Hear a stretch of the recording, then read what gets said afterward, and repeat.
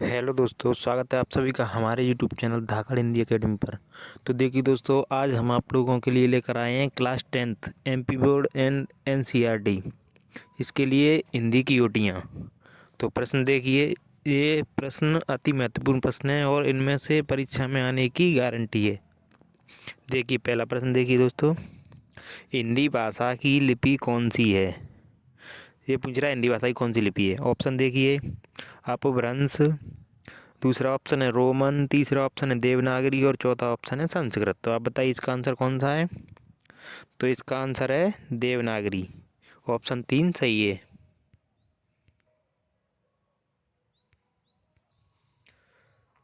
अगला प्रश्न देखिए दोस्तों, प्रश्न दूसरा है, हिंदी में मूलतः कितने वर्ण हैं? ये पूछ रहा है कि हिंदी में मूलतः कितने वर्ण हैं। ऑप्शन पहला है 50, ऑप्शन दूसरा है 51, ऑप्शन तीसरा है 52, ऑप्शन चौथा है 53। तो आप बताइए इसका आंसर कौन सा है? तो इसका आंसर है 52, यानी कि ऑप्शन 3 सही है।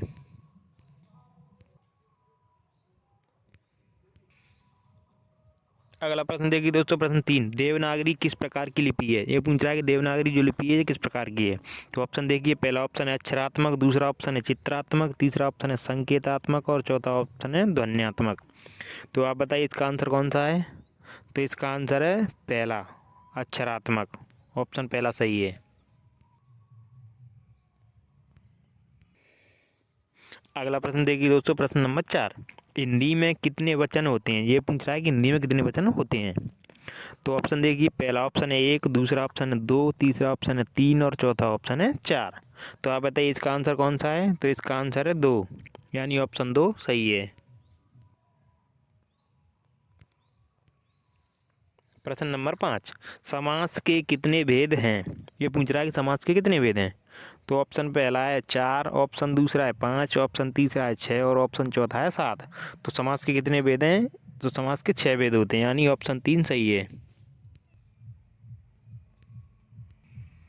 अगला प्रश्न देखिए दोस्तों, प्रश्न नंबर 6, संधि के मुख्यतः कितने भेद होते हैं? ये पूछ रहा है कि संधि के कितने भेद होते हैं। तो ऑप्शन पहला है 2, ऑप्शन दूसरा है 3, ऑप्शन तीसरा है 4, ऑप्शन चौथा है 5। तो संधि के कितने भेद होते हैं? संधि के 3 भेद होते हैं, यानी कि ऑप्शन दूसरा सही है। देखिए दोस्तों, ये प्रश्न बहुत ही इंपॉर्टेंट हैं और आप इनको जरूर पढ़ लीजिएगा, इनमें से पेपर में जरूर आएंगे प्रश्न। तो अगला प्रश्न देखिए, प्रश्न 7, वीर रस का स्थायी भाव क्या है? ये पूछ रहा है कि वीर रस का स्थायी भाव क्या है। तो पहला ऑप्शन है भय, दूसरा ऑप्शन है शोक, तीसरा ऑप्शन है उत्साह और चौथा ऑप्शन है निर्वेद। तो इसका आंसर क्या है? तो वीर रस का स्थायी भाव होता है उत्साह, यानी ऑप्शन 3 सही है। अगला प्रश्न देखिए दोस्तों, प्रश्न नंबर 8, हिंदी दिवस किस दिनांक को मनाया जाता है? ये पूछ रहा है कि हिंदी दिवस कब मनाया जाता है। पहला ऑप्शन है 14 अगस्त, दूसरा ऑप्शन है 14 सितंबर, तीसरा ऑप्शन है 14 नवंबर और चौथा ऑप्शन है 14 दिसंबर। तो इसका आंसर है 14 सितंबर, यानी ऑप्शन दूसरा सही है। अगला प्रश्न देखिए दोस्तों, प्रश्न नंबर 9, वर्तमान में लगभग कितने लोग हिंदी भाषा का प्रयोग कर रहे हैं? ये पूछ रहा है कि वर्तमान में हिंदी भाषा का प्रयोग कितने प्रतिशत लोग कर रहे हैं। तो ऑप्शन देखिए, पहला ऑप्शन है 20 करोड़, दूसरा ऑप्शन है 25 करोड़, तीसरा ऑप्शन है 50 करोड़ और चौथा ऑप्शन है 70 करोड़।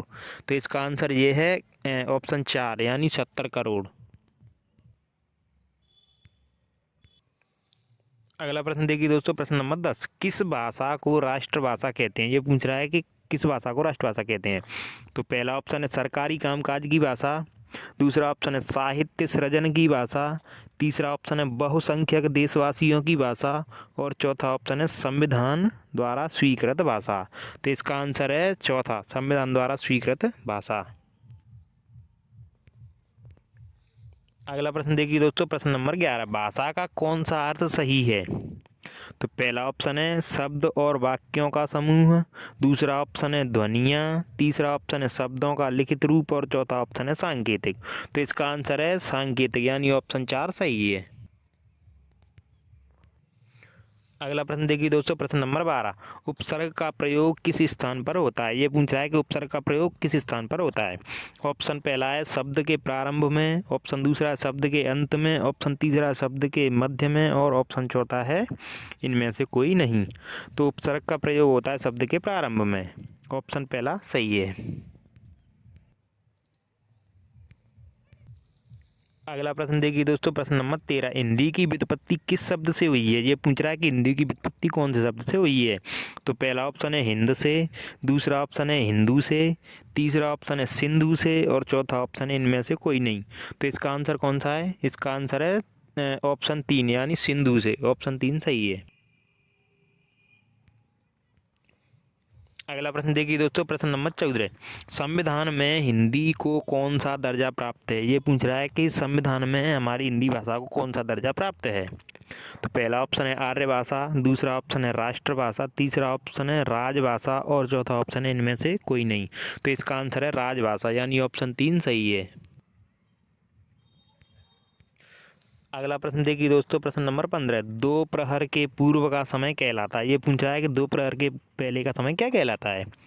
तो ऑप्शन पहला है प्रातःकाल, ऑप्शन दूसरा है मध्याह्न, ऑप्शन तीसरा है पूर्वाह्न और ऑप्शन चौथा है अपराह्न। तो इसका आंसर है पूर्वाह्न। ऑप्शन 3 सही है। अगला प्रश्न देखिए दोस्तों, प्रश्न नंबर 16, नीरोग में कौन सा उपसर्ग है। ये पूछ रहा है कि नीरोग में कौन सा उपसर्ग है। तो पहला ऑप्शन नि, दूसरा ऑप्शन है नी, तीसरा ऑप्शन निर, चौथा ऑप्शन है निस। तो इसका आंसर कौन सा है। इसका आंसर है पहला। ऑप्शन पहला सही है नी।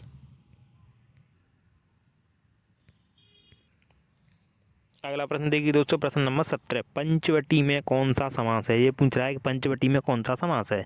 ऑप्शन देखिए, पहला ऑप्शन है तत्पुरुष, दूसरा ऑप्शन है कर्मधारय, तीसरा ऑप्शन है द्वंद्व और चौथा ऑप्शन है दिगु। तो पंचवटी यानी कि पंचवटी में इसमें 5 आ रहा है। तो इसका आंसर है दिगु यानी ऑप्शन 4 सही। अगला प्रश्न देखिए दोस्तों, प्रश्न नंबर 18, कानून द्वारा मान्य, यानी ये पूछ रहा है कि कानून द्वारा मान्य क्या कहलाता है। तो पहला ऑप्शन है कानूनी, दूसरा ऑप्शन है वैध, तीसरा ऑप्शन है वैधिक और चौथा ऑप्शन है अवैध। तो इसका आंसर है वैध यानी ऑप्शन 2 सही है। अगला प्रश्न देखिए दोस्तों, प्रश्न नंबर 19, विद्यार्थी शब्द में कौन सी संधि है। तो ऑप्शन देखिए, पहला ऑप्शन है दीर्घ संधि, दूसरा ऑप्शन है गुण संधि और तीसरा ऑप्शन है यड़ संधि और चौथा ऑप्शन है वृद्धि संधि। तो इसका होगा विद्यार्थी यानी विद्या प्लस अर्थी। तो इसमें है दीर्घ संधि। ऑप्शन पहला सही है। अगला प्रश्न देखिए दोस्तों, प्रश्न नंबर 20, चौपाई के प्रत्येक चरण में कितनी मात्राएं होती हैं। ये पूछ रहा है कि चौपाई के प्रत्येक चरण में कितनी मात्राएं होती हैं। तो पहला ऑप्शन है 12, दूसरा ऑप्शन है 14, तीसरा ऑप्शन है 16 और चौथा ऑप्शन है 18। तो इसका आंसर तीसरा है यानी 16 मात्राएं होती हैं। अगला प्रश्न देखिए दोस्तों, प्रश्न नंबर 21, मीराबाई के गुरु का क्या नाम था। ये पूछ रहा है कि मीराबाई के गुरु का क्या नाम था। तो पहला ऑप्शन है नानक देव, दूसरा ऑप्शन है दादू, तीसरा ऑप्शन है सहजोबाई और चौथा ऑप्शन है रैदास। तो इसका आंसर है रैदास यानी मीराबाई के गुरु का नाम रैदास था। ऑप्शन 4 सही है। अगला प्रश्न देखिए दोस्तों, प्रश्न नंबर 22, नई कविता के कवि हैं यानी नई कविता पाठ है उसके कवि कौन है। पहला ऑप्शन है निराला, दूसरा ऑप्शन है महादेवी वर्मा, तीसरा ऑप्शन है रघुवीर सहाय और चौथा ऑप्शन है सुमित्रा नंदन पंत। तो इसका आंसर है रघुवीर सहाय। ऑप्शन तीसरा सही है। अगला प्रश्न है दोस्तों, प्रश्न 23, रामचरितमानस की भाषा है, यानी कि ये पूछ रहा है कि रामचरितमानस की भाषा कैसी है। तो पहला ऑप्शन है ब्रज, दूसरा ऑप्शन है अवधी, तीसरा ऑप्शन है बिहारी और चौथा ऑप्शन है संस्कृत। तो इसका आंसर है अवधी। ऑप्शन 2 सही है। अगला प्रश्न देखिए दोस्तों, प्रश्न नंबर 24, मूर्ति किसने लगाई थी। ये पूछ रहा है कि मूर्ति किसने लगाई थी। तो पहला ऑप्शन है वन विभाग, दूसरा ऑप्शन है शिक्षा विभाग, तीसरा ऑप्शन है नगर पालिका और चौथा ऑप्शन है नगर निगम। तो इसका आंसर है नगर पालिका। ऑप्शन तीसरा सही है। अगला प्रश्न देखिए दोस्तों, प्रश्न नंबर 25, कैप्टन किसका नाम था। ये पूछ रहा है कैप्टन किसका नाम था। तो पहला ऑप्शन है पान वाले का, दूसरा ऑप्शन है चश्मे वाले का और तीसरा ऑप्शन है सैनिक का और चौथा ऑप्शन है हवालदार का। तो इसका आंसर है चश्मे वाले का। ऑप्शन 2 सही है। अगला प्रश्न देखिए दोस्तों, प्रश्न नंबर 26, नेताजी का चश्मा कहानी का मूल भाव है। ये पूछ रहा है कि नेताजी का चश्मा जो कहानी है उसका मूल भाव क्या है।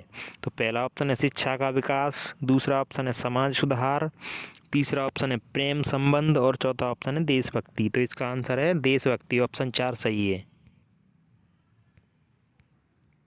अगला प्रश्न देखिए दोस्तों, प्रश्न नंबर 27, किस चौराहे पर प्रतिमा लगी थी। तो पहला ऑप्शन है महात्मा गांधी, दूसरा ऑप्शन है भीमराव अंबेडकर, तीसरा ऑप्शन है सरदार पटेल और चौथा ऑप्शन है सुभाष चंद्र बोस। तो इसका आंसर है सुभाष चंद्र बोस, ऑप्शन 4 सही है। अगला प्रश्न है दोस्तों, प्रश्न नंबर 28, नेताजी का चश्मा पाठ की विधा है। तो पहला ऑप्शन है एकांकी, दूसरा ऑप्शन है निबंध, तीसरा ऑप्शन है कहानी और चौथा ऑप्शन है व्यंग्य। तो इसका आंसर है कहानी, ऑप्शन 3 सही है।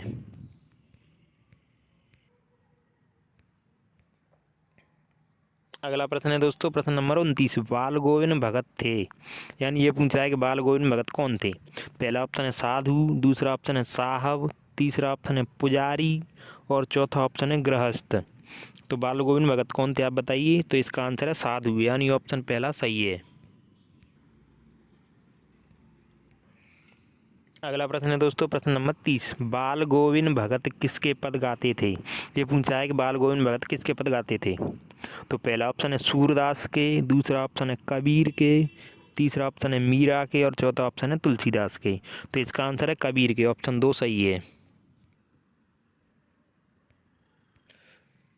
अगला प्रश्न देखिए दोस्तों, प्रश्न नंबर 31, बाल गोविंद भगत गाते समय क्या बजाते थे। ये पूछ रहा है कि बाल गोविंद भगत जो गाना गाते थे उसके समय क्या बजाते थे। तो पहला ऑप्शन है ढोलक, दूसरा ऑप्शन है तबला, तीसरा ऑप्शन है मंजीरा और चौथा ऑप्शन है खंजड़ी। तो इसका आंसर है खंजड़ी, ऑप्शन 4 सही है।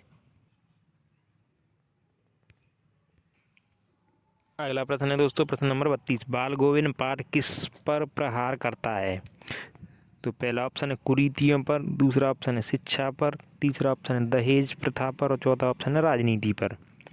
तो इसका आंसर कौन सा है। तो इसका आंसर है कुरीतियों पर, पहला ऑप्शन सही है।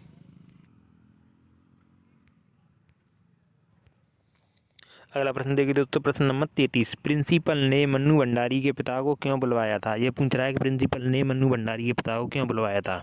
पहला ऑप्शन है अशिष्टता के कारण, दूसरा ऑप्शन है विनम्रता के कारण, तीसरा ऑप्शन है आंदोलनकारी के कारण और चौथा ऑप्शन है शरारत के कारण।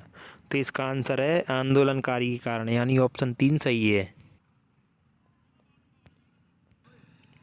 अगला प्रश्न है दोस्तों, प्रश्न नंबर 34, निबंध गद्य की कसौटी है किसका कथन है। यह पूछ रहा है कि निबंध गद्य की कसौटी है किसका कथन है। तो पहला ऑप्शन है नंद दुलारे वाजपेयी, दूसरा ऑप्शन है आचार्य शुक्ल, तीसरा ऑप्शन है डॉक्टर नागेंद्र और चौथा ऑप्शन है आचार्य द्विवेदी। तो इसका आंसर है आचार्य शुक्ल, ऑप्शन 2 सही है। अगला प्रश्न दोस्तों, प्रश्न नंबर 35, रसात्मकम वाक्यम काव्यम परिभाषा किस आचार्य की है। ये पूछ रहा है कि रसात्मकम वाक्यम काव्यम यह परिभाषा कौन से कवि ने दी है। तो पहला ऑप्शन है आचार्य जगन्नाथ, दूसरा ऑप्शन है आचार्य विश्वनाथ, तीसरा ऑप्शन है आचार्य तुलसी और चौथा ऑप्शन है आचार्य शुक्ल। तो इसका आंसर क्या है। इसका आंसर है ऑप्शन 2, यानी आचार्य विश्वनाथ। अगला प्रश्न देखिए दोस्तों, प्रश्न नंबर 36, काव्य की शोभा बढ़ाने वाले कारक को कहते हैं। ये पूछ रहा है कि काव्य की शोभा बढ़ाने वाले कारक को क्या कहते हैं। तो पहला ऑप्शन है रस, दूसरा ऑप्शन है छंद, तीसरा ऑप्शन है अलंकार और चौथा ऑप्शन है काव्य गुण। तो इसका आंसर है अलंकार, ऑप्शन 3 सही है। अगला प्रश्न देखिए दोस्तों, प्रश्न नंबर 37, नेताजी की मूर्ति तैयार करने वाला मूर्तिकार था। ये पूछ रहा है कि नेताजी की मूर्ति तैयार करने वाला मूर्तिकार कौन था। तो पहला ऑप्शन है किशोरी लाल, दूसरा ऑप्शन है मोतीलाल, तीसरा ऑप्शन है जवाहरलाल और चौथा ऑप्शन है जमना लाल। तो इसका आंसर है मोतीलाल, यानी ऑप्शन 2 सही है। अगला प्रश्न है दोस्तों, प्रश्न नंबर 38, किसके बचपन का नाम हरनाम दास था। ये पूछ रहा है कि किसके बचपन का नाम हरनाम दास था। पहला ऑप्शन है मुंशी प्रेमचंद, दूसरा ऑप्शन है विवेकानंद और तीसरा ऑप्शन है कौशल्यायन और चौथा ऑप्शन है दयानंद सरस्वती। तो इसका आंसर है ऑप्शन 3 कौशल्यायन। अगला प्रश्न है दोस्तों, प्रश्न नंबर 39। गुलाबी पत्थरों के बीच चांदी की तरह इठला इठला कर बहने वाली नदी कौन सी है? तो ऑप्शन पहला है झेलम, ऑप्शन दूसरा है तिस्ता, ऑप्शन तीसरा है रावी और ऑप्शन चौथा है गंगा। तो इसका आंसर है ऑप्शन 2 यानी तिस्ता। अगला प्रश्न दोस्तों, प्रश्न नंबर 40। पहाड़ी युवतियाँ क्या पहनकर चाय बागानों में चाय की पत्तियाँ तोड़ती हैं? ये पूछ रहा है कि पहाड़ी युवतियाँ हैं, यह क्या पहनकर चाय बागानों में चाय की पत्तियाँ तोड़ती हैं? तो पहला ऑप्शन है डोको, दूसरा ऑप्शन है कटाओ, तीसरा ऑप्शन है बोकू और चौथा ऑप्शन है प्रेयुता। तो इसका आंसर है बोकू यानी ऑप्शन 3 सही है। देखिए दोस्तों, मेरी वीडियो अगर आपको अच्छी लगी हो तो मेरे चैनल को लाइक करें, सब्सक्राइब करें और दोस्तों को शेयर करें और घंटी को दबाएं। और यह वीडियो कक्षा 10 हिंदी के लिए इम्पोर्टेंट ओटियाँ हैं और इनमें से ज़रूर 100% पेपर में ओटियाँ आने की गारंटी है। तो थैंक यू दोस्तों।